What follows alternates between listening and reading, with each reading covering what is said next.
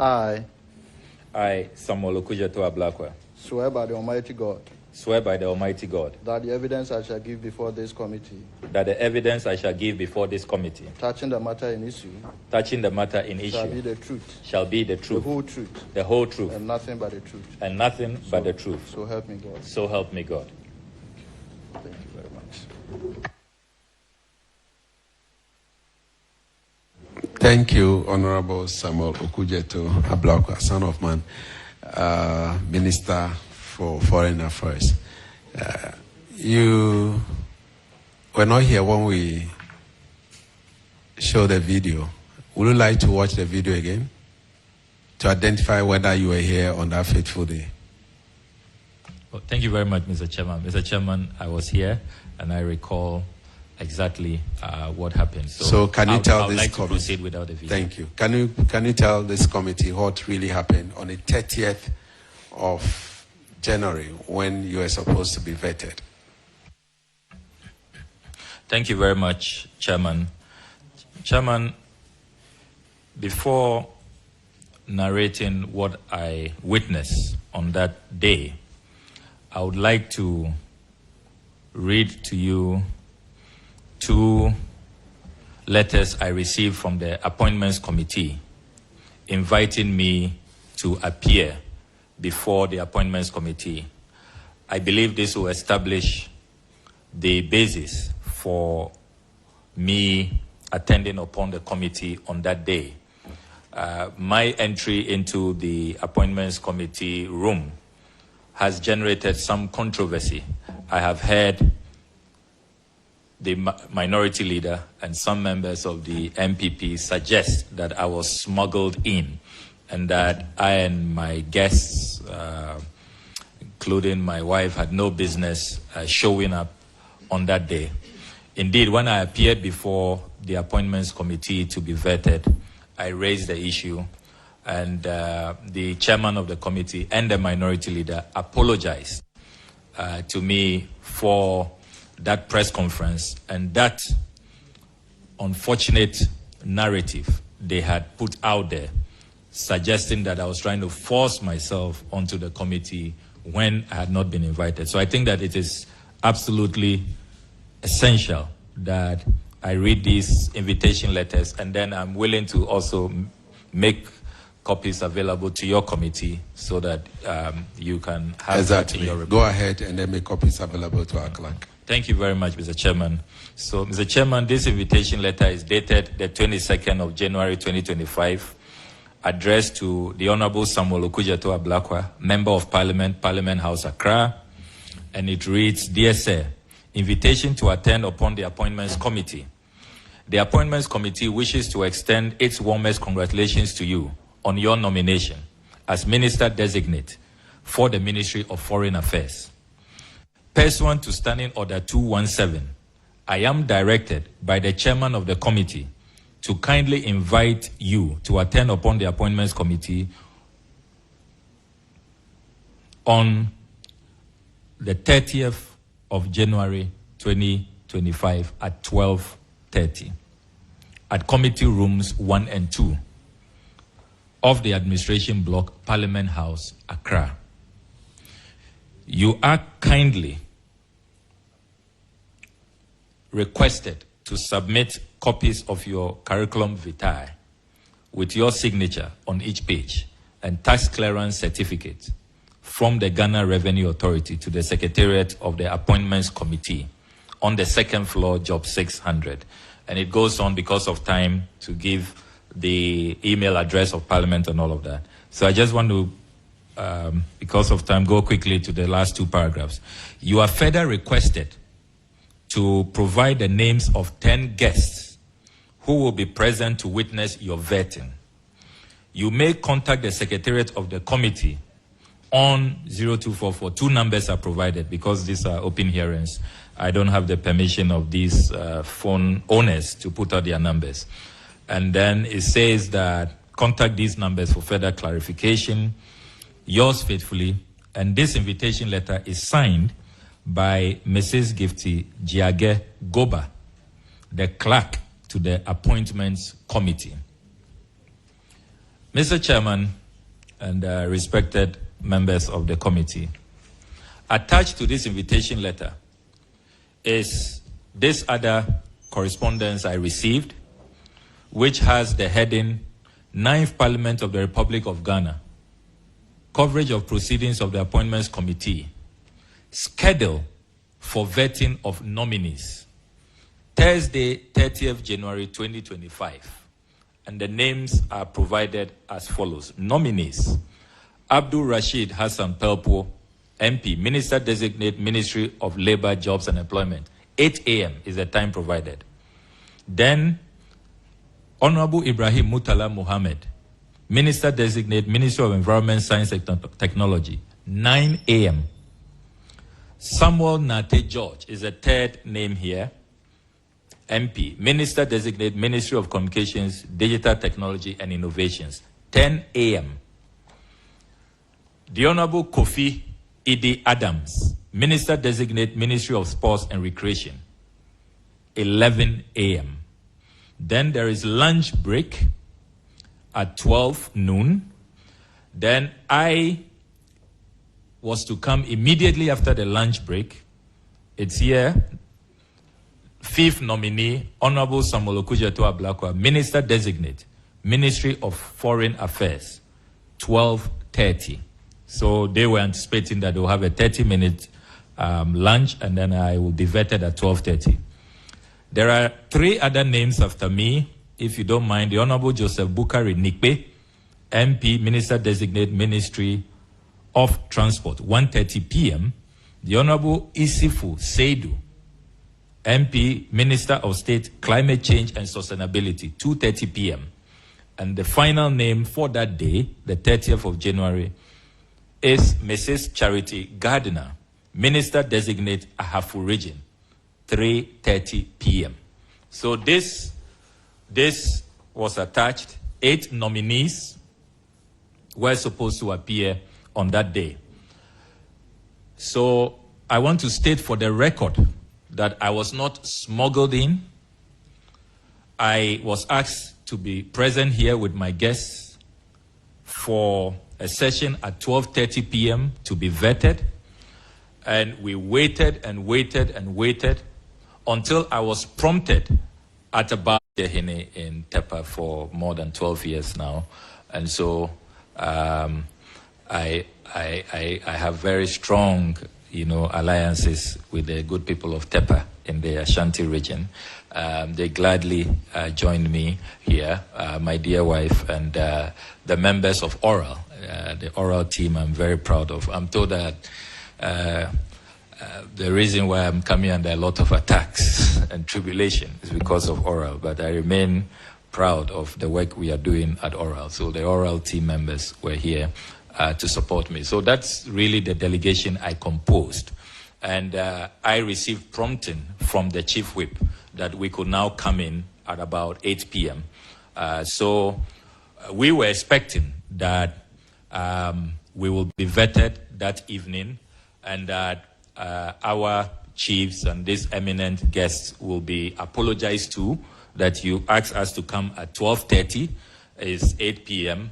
But to our surprise, we entered the room and we faced hostilities when particularly our colleagues on the minority side saw me entering with my delegation. They got very furious. What am I doing here?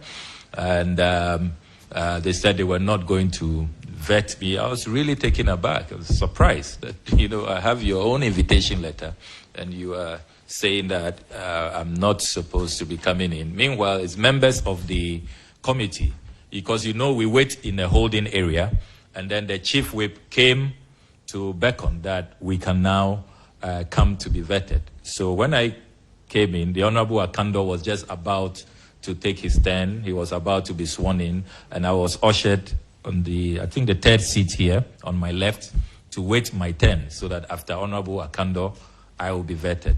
And then the whole hostilities began, and the degeneration into violence, what clearly was despicable. We were traumatized, and I was really embarrassed as a member of parliament, because I recall Paramount in. I mean, it was like adding, insult to injury. And to be very honest with you, Chairman, it's been a very, very difficult period. And it's as though somebody, and what the impression they tried to create out there was as though there was a certain conspiracy with our members on the majority side. We didn't want to be thoroughly vetted, so we just wanted to be smuggled in so that we can just have an easy pass. But, this is not the first time I've been invited for vetting. It will be probably my third vetting. I've been vetted as Deputy Minister for Information, Deputy Minister for Education. This is my third, vetting. I do not, fear vetting. I had nothing to worry about, nothing to fear, because I believe that I've always discharged myself in public office with integrity and honor, and there was really nothing to fear. So why will I conspire with majority colleagues to, just be smuggled in at night and just have an easy pass? I would also like to state for the record, for those who, I've heard some people say that when it was getting late. Honorable colleague, yeah. When we watched the video, you sat quietly with all this thing, bubbling up in you. Why didn't you also join them fighting? No, it's not in my nature. I certainly was not going to join in any fight. So I just, took things calm and did not want to partake in that. I was just about to respond to those who have said that, it was getting late and that I and my guests could probably have just gone home and could not have, and probably we should not have responded to the invitation when the Chief Whip said we can now enter the room pursuant to the invitation letter that we have received.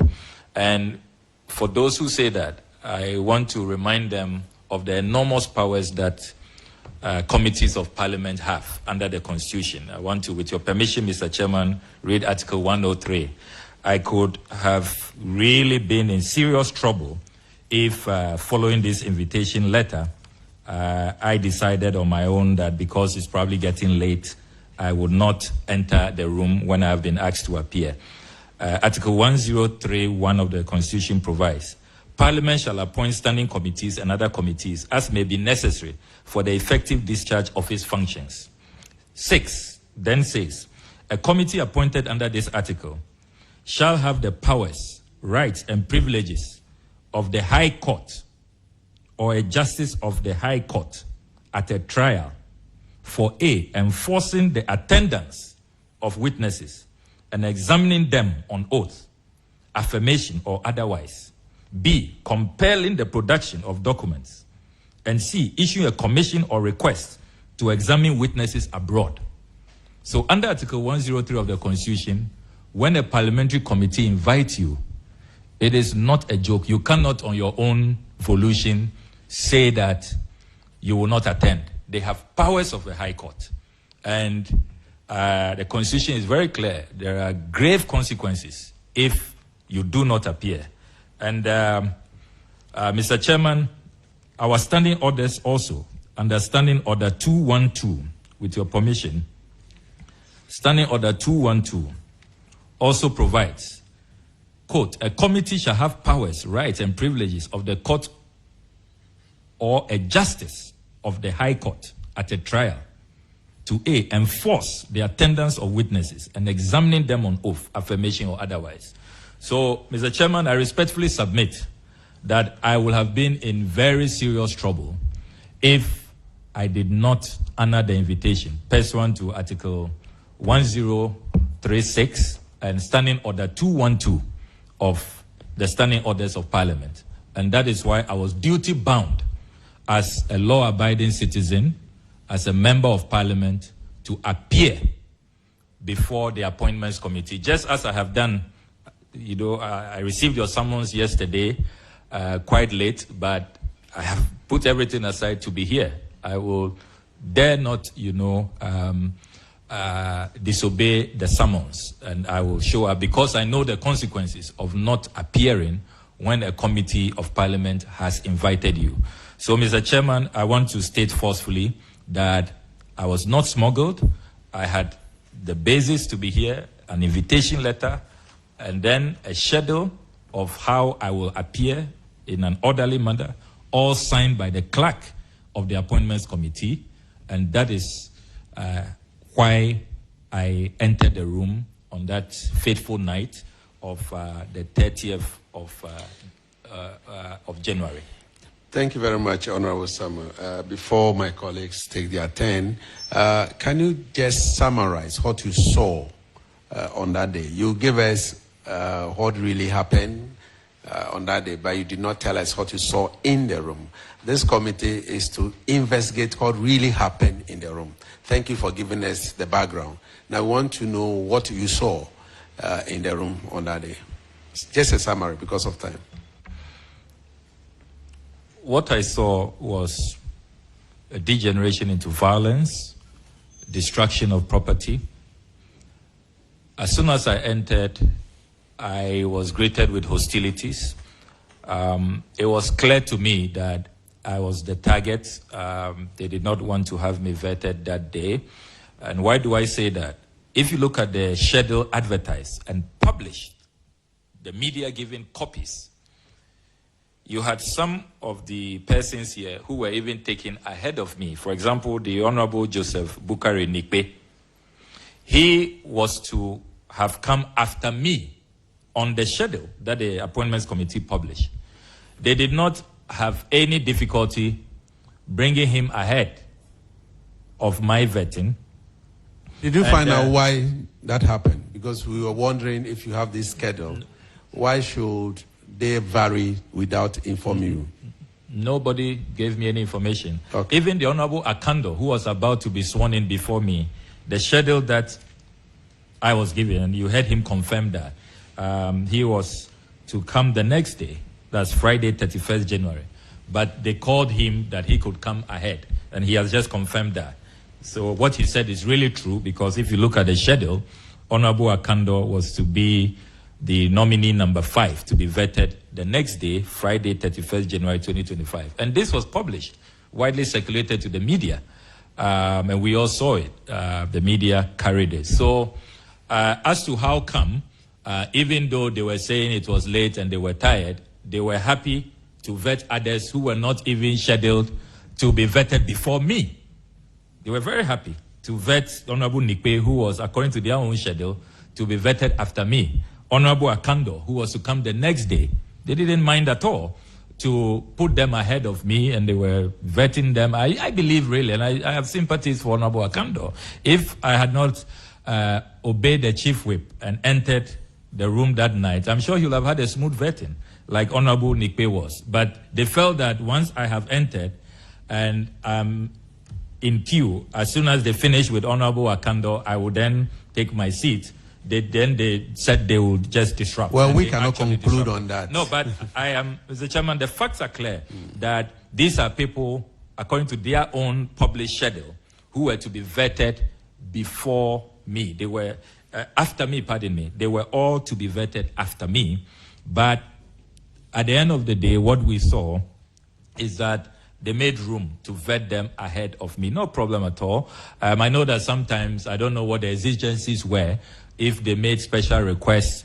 I know, for example, that Honorable Nikpe, his constituency, it will take a whole day of travel to get back. So if probably he made a special request that his chiefs have to go back, I'm considerate. I mean, my chiefs will just need about 2 or 3 hours to get back as compared to him. So I can understand that. But to the extent that they were, making room for others, and then just upon seeing me, they engage in those hostilities. What I saw clearly was an attempt to totally disrupt the proceedings, and they actually proceeded to disrupt the proceedings. I heard the minority leader say, actually threaten the clerk, Madam Gifty Jage Goba, that she dares not swear in Honorable Akando, that if you did, you will see. You are a partisan clerk. I heard these words clearly. You are a partisan clerk. don't swear in Honorable Akando. If you dare, you see what I'll do to you. You know, naked threats. And then he got up. The chairman was screaming, order, order. They undermined the authority of the chairman, the Honorable Bernard Ahiafo. They even pushed him aside. What I saw, and I'm sure the videos will confirm that, his table and his mic was forcibly taken out. And then they descended on the tables. And I heard the chief whip. The chief whip was the commander-in-chief of the chaos and the violence. He was directing them what to do. Muntutu, Munyi, carry this and all of that. You know, he really decided to be the leader of the mayhem. After the minority leader had given the signals, had threatened the clerk not to swear in Honorable Akando, then the chief whip took, the minority chief whip, the Honorable Anodompre, then took over. And so, then directed the violence that happened. We didn't see that in the video, that the chairman's microphone was taken away. Who took the microphone, the chairman's microphone away? So, what I recall, you had the minority MPs. I recall Jerry. I recall the Honorable Tampuli. And they were in the thick of affairs with the minority chief whip, Honorable Anodompre, directing. And I heard him clearly because the mics were on, and even though I was seated here calmly, I could see and hear all of what was going on. And he said, Muntutu, Munyiyi. But you can't confirm who took the chairman's microphone. I would need to refresh my memory on that. Okay, because we don't have on record. Yeah. Okay. Yeah.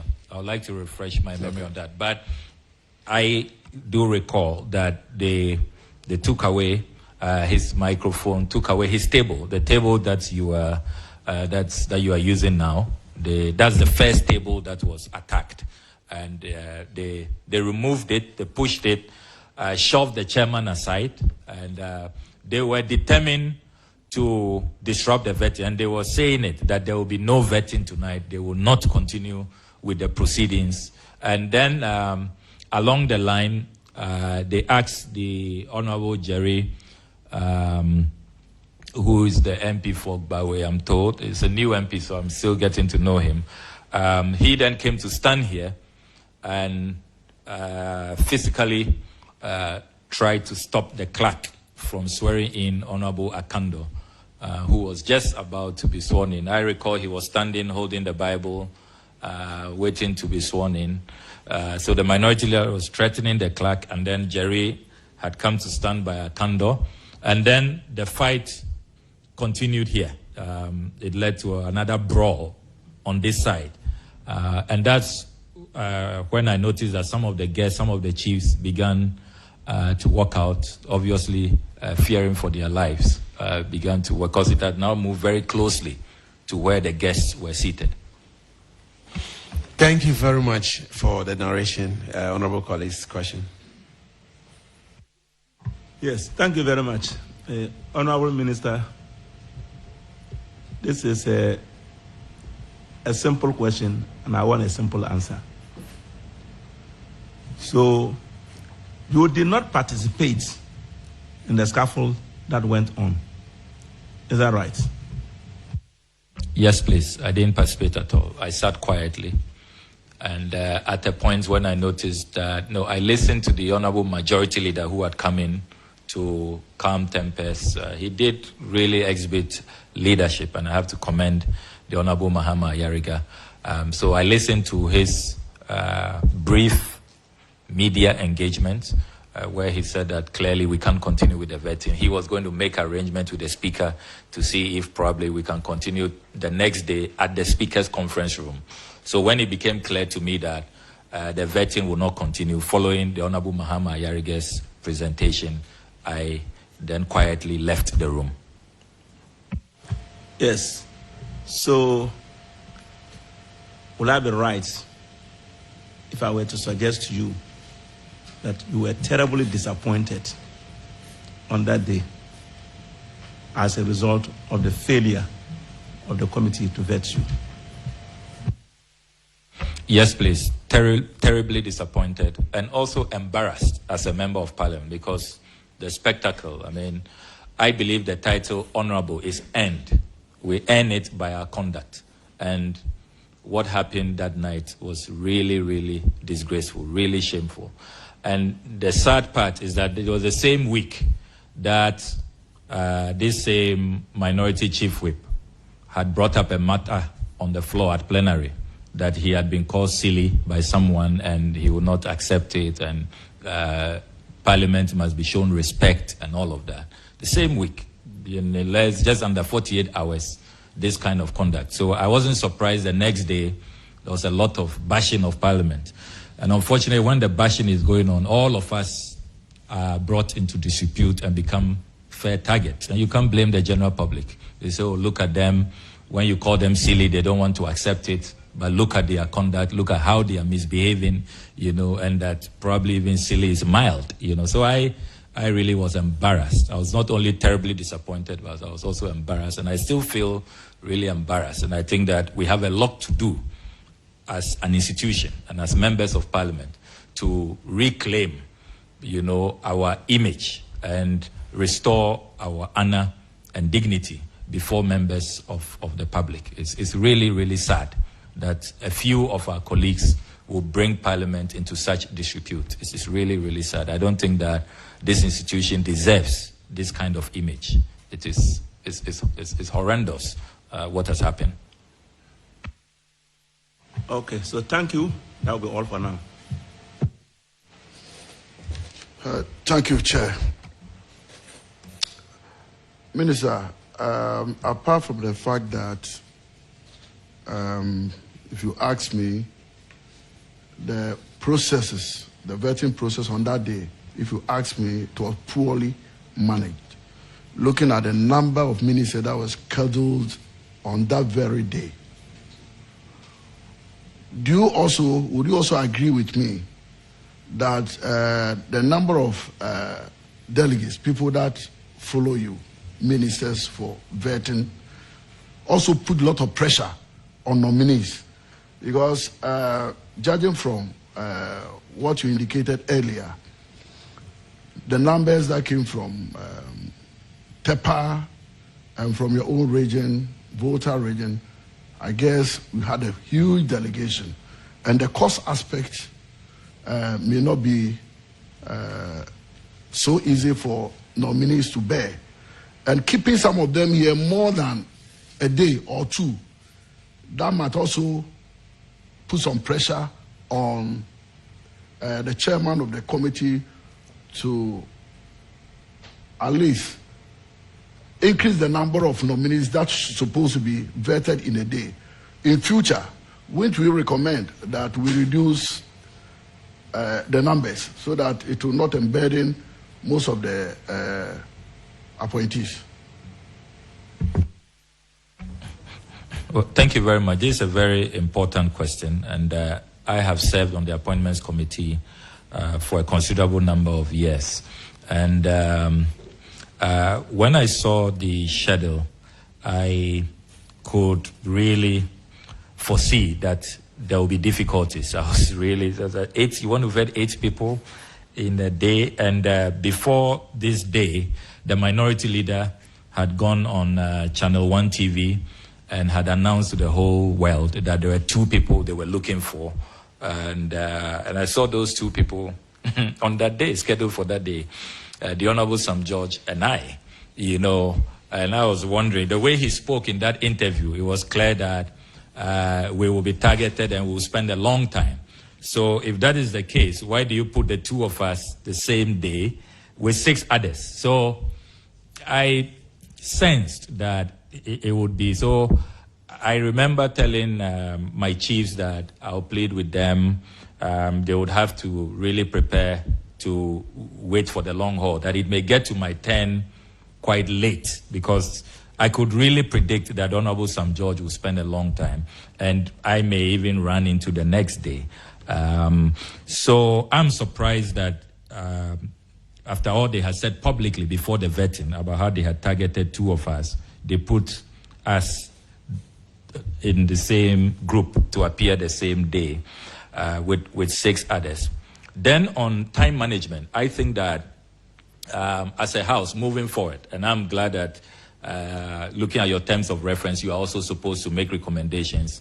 It does appear that the minority leader is given unfettered, time.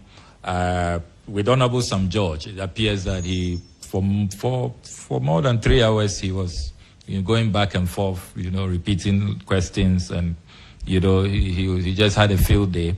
When I served on the appointments committee, I remember Honorable Joe Osewusu. He will ask the then minority leader, Honorable Haruna Idrisu, you should be getting ready to wind up. Yeah, yes, we know leadership are extended courtesies. Members of leadership are extended due courtesies, but it is not a blank check, So the Honorable Joe Osewusu will control. So I think that moving forward, one of the recommendations should be that there should be some timelines. Yes, every other members have 3 questions with follow-ups, but if the minority leader will not be limited in the number of questions, at least reasonable time, if it's 2 or 3 hours, reasonable maximum, so that we don't have this situation where they go on and on and on one target. On that note, we're getting ready to wind up. And then, Mr. Chairman, let me also add that I do not think that it does the image of Parliament any good when before vetting, people are targeted. So it means that the vetting really, people already have a prejudiced mind. Some members have a prejudiced mind. It's not really about what you come and say and evidence that is adduced during your vetting. They have made up their mind already. Because before the Honorable Sam George and I appeared, there are many people who were concerned for us that, hey, then you may spend 5 days, you may spend 2 weeks, hey, then they'll really grill you and mess you up. It means you won't even get any approval. They even suggested that they wanted some of us to come and see them and beg, and atone our sins before the vetting. And all of that doesn't help. And I think that one of your recommendations, with all due respect, should be that these comments that tend to prejudice the work of the committee, where the committee appears to become a vehicle for settling personal scores, for going after people who probably the minority do not like, because of the work they have done. On that note, it has to be stopped. On that note, I think it undermines the work of the appointments committee. Minister for Foreign Affairs, we want to... No more question. We want to discharge you, and if this committee needs you again, we'll call you. Otherwise, the Son of Man will not allow us to finish our work.